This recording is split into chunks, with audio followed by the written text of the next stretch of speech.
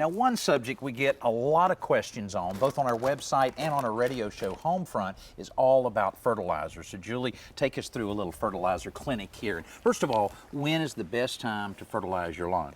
Most people like to fertilize in the spring. That's right when things start growing, everything turns green. It's a good time to feed most lawns and most garden plants. Okay, and how do you know which one to use? There are 3 numbers on the front of the bag.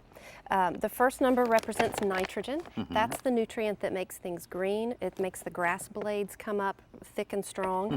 That's typically the one that's going to be higher in the spring. I see. Phosphorus is the middle number. That generally helps plants to grow roots and blooms and fruits. I got you. Okay. So you'll see that number higher on fertilizers for vegetable gardens a lot of times. I got you. Okay, cool. And the final number, potassium, is kind of an all-over plant strengthening nutrient. You'll see that number higher a lot of times in the fall, getting ready for winter.